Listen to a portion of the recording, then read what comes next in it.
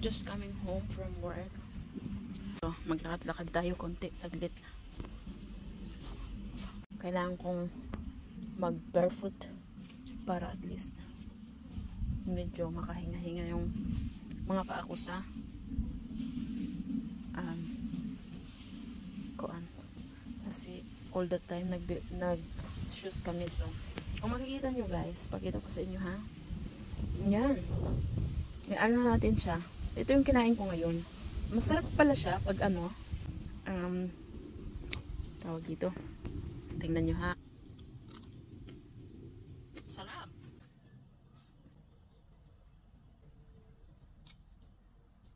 Masarap pala siya oh. Ano siya, crunchy. Kuha pa tayo. Kuha pa tayo isa.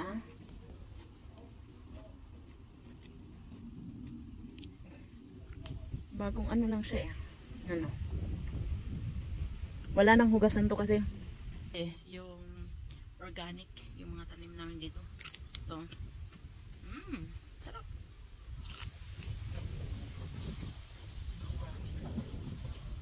Of course, barefoot lang.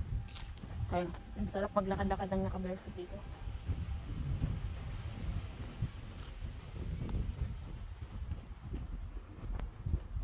Ito, pakita ko sa inyo yung garden namin.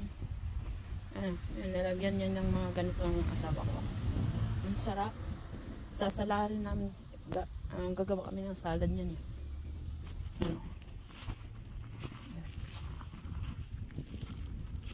Tapos yung kamote na nilagay ko, yun na, malaki na. Dumami na yung dahon. Yung mga salad, wala na. Lettuce, ano na. Tapos yung rose, yung kalamansi ko ito. Ganito siya ngayon. Wala pa siyang bulaklak. Tapos yung, ito, tinanim ko lang siya sa, ano siya eh. Anong liso? Sorry, liso sa kuno. Seeds lang ba? Seeds ko lang to tinanim. Tapos yan na siya. Lumaki na siya. 5 years na yata yan. Pinya. Mga pinya na binili ko sa dito sa Germany. Tapos hindi ko nilatapon. Instead itapon ko siya. Ayan, tinanim ko siya diyan.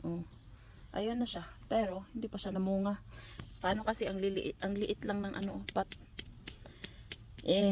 Wala kaming mapaglagyan sa winter eh.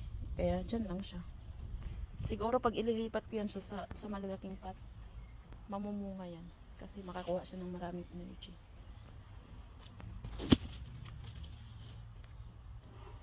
Tapos ito pala yung yung update ng ating potatoes. Ito na yung potatoes. Hindi kasi sila makakuha ng maraming sunshine, kaya medyo tumaas na lang, tumaas yung niya. Yan. Ito rin. Patatas din yan. Patatas din to. Patatas din yan, Tapos, ayan. Sarap pala nito eh.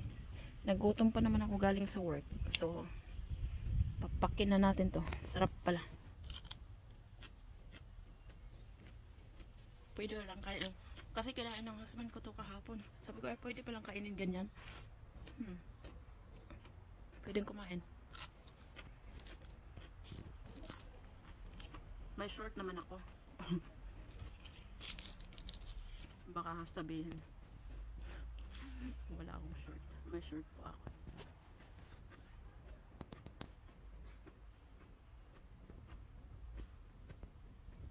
Ayun din yung talbos ng kamote. Marami-rami na. Ito yung namin. Barefoot tayo, of course. Ang sarap lang kasi dito mag barefoot. Ay, parang minamasahe pa ako.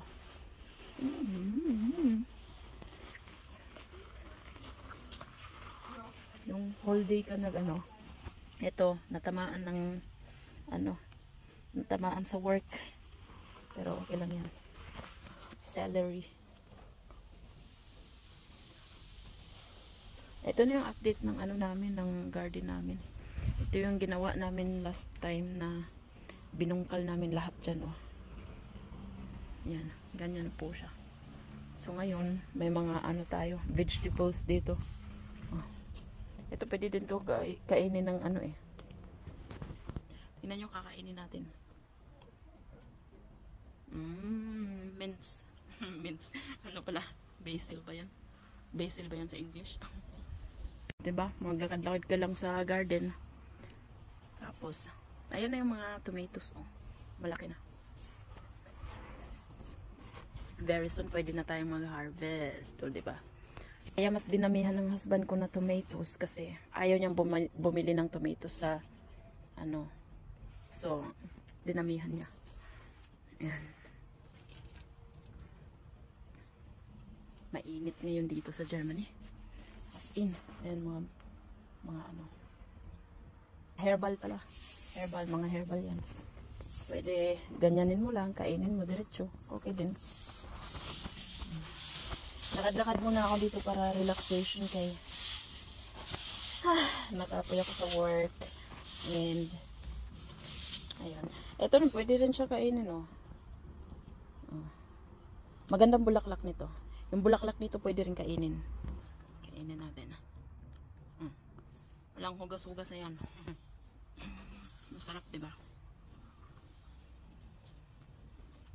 Na, very interesting yung ano niya, yung kanyang mga, pero pwede rin ito kainin kahit walang ano.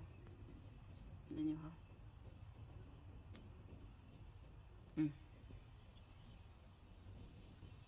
Yan. Tapos, kain na tayo ng salad ulit. Sabay ganun eh. Hindi. Pwede rin yan. Diba? Lakad-lakad. Barefoot. Massage. Tapos, maya-maya, maligo. Yan yung routine ko. Ay, may ano pala kami. Yan ito. Pakita ko pala sa inyo. O, diba? Ano yan? Yung tawag dito, alugbate. Nabili ng husband ko sa Sky Bushwheat daw. Nabili ng husband ko. Tapos tinanim niya. Isa lang naman. Yan lang isa. Ganyan pa lang siya kalaki. Ayan. Isang dangaw.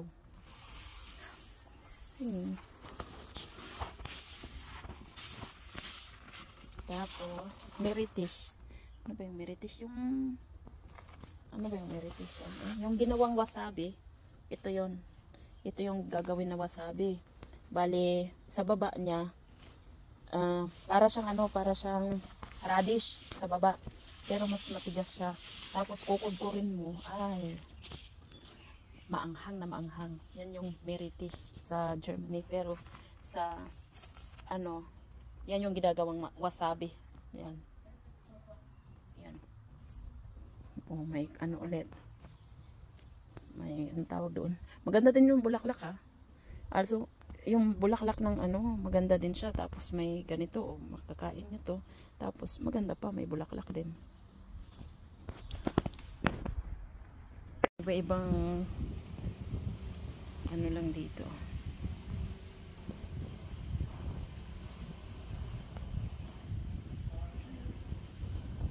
Ito pwede rin tong kainin, oh. Ano to? Kakainin natin. Pwede to. Sarap. Kopferfelsenberne.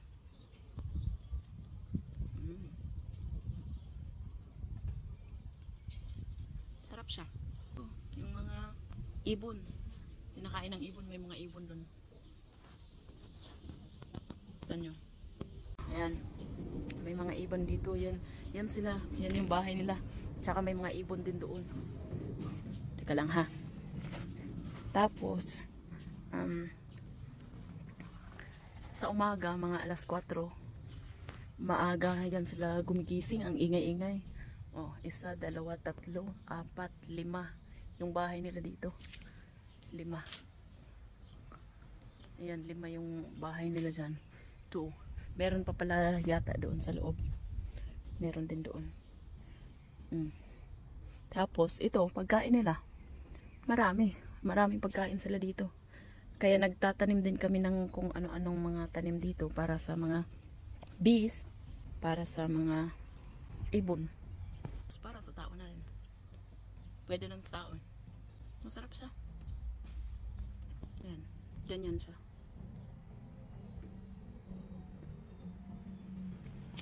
Sarap. Yun.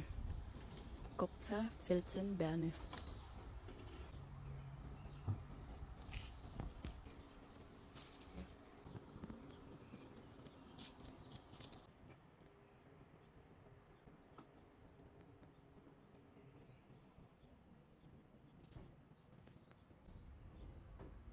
Sarap. Masarap siya. Medyo pa dry ito. Mas masarap siya. Mas matamis siya. Lakad-lakad tayo saglit konti para relax.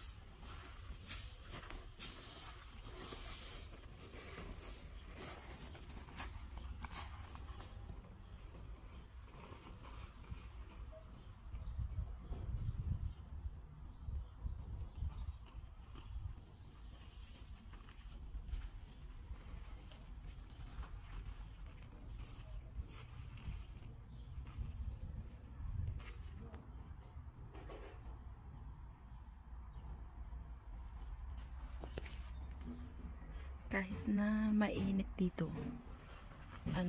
sa summertime, malamig pa rin siya kasi hindi siya semento lahat dito.